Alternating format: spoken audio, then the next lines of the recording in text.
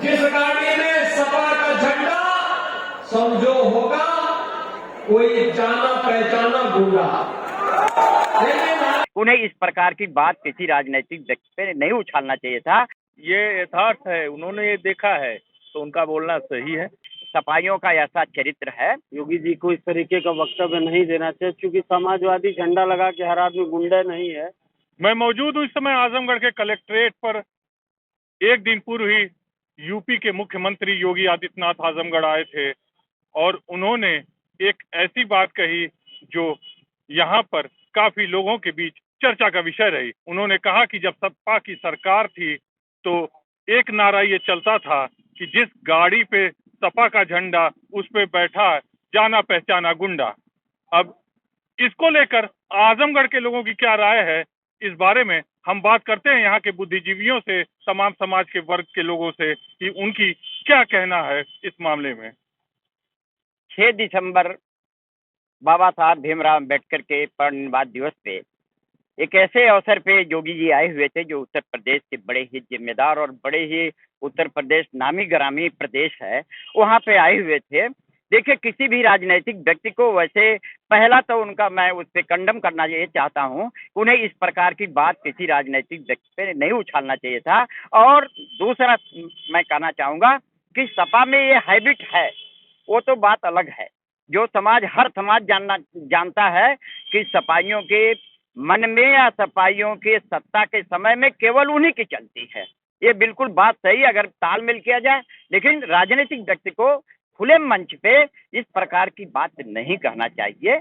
यह अन्य उनके ही मतदाता इस पे माने अफसोस जाहिर कर रहे हैं कि इस प्रकार की बात नहीं करना है, लेकिन उनका चरित्र है, सपाइयों का ऐसा चरित्र है। किस प्रकार से आप देखिए अनुभव किया? ऐसा है कि मैं बहुत ही, ये मुख्यालय है यहाँ पे, अक्सर सपाइयों का जब भी इनकी सत्ता हुई है, उनका ठेकेदार और उनकी ठेकेदारी, दो ही उनके नारे हैं।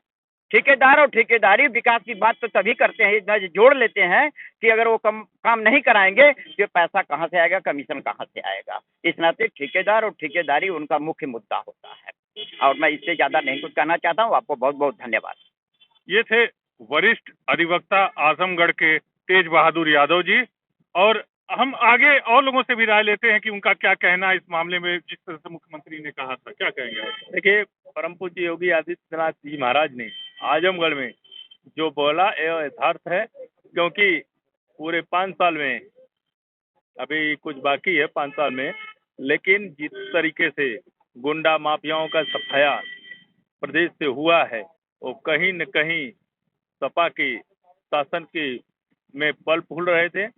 तो उनका ये यथार्थ है, उन्होंने ये देखा है तो उनका बोलना सही है, इसलिए मैं उनके समर्थन करता हूँ।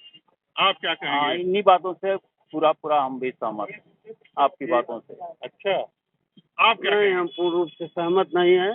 योगी जी को इस तरीके का वक्तव्य नहीं देना चाहिए, क्योंकि समाजवादी झंडा लगा के हर आदमी गुंडा नहीं है। हर मेल के लोग हैं समाजवाद में, तो उनका इस कथन से मैं संतुष्ट नहीं। गलत बोला उन्होंने जो बोला वो गलत बोला, जिस तरह से ऐसे नहीं, ये बयानबाजी कर। आप क्या कहेंगे इस मामले में, जिस तरीके से मुख्यमंत्री ने कल बोला? हम भी सहमत हैं। सपा के राज में गुंडागर्दी काफी होती है। अच्छा, आप सहमत हैं? तो जिस तरीके से मुख्यमंत्री कार्रवाई कर रहे हैं उससे भी आप सहमत हैं? हाँ, तो आपने यहाँ पर देखा कि मुख्यमंत्री जिस प्रकार से कल आजमगढ़ आकर भरे मंच पर उन्होंने सपा को इस तरीके से, एक तरीके से उन्होंने ललकारा।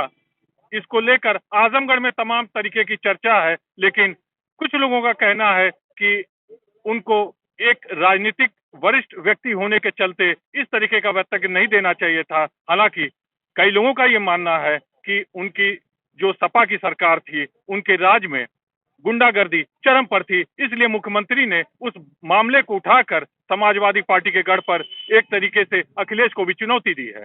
आजमगढ़ से रत्न प्रकाश, टाइम 8 के लिए।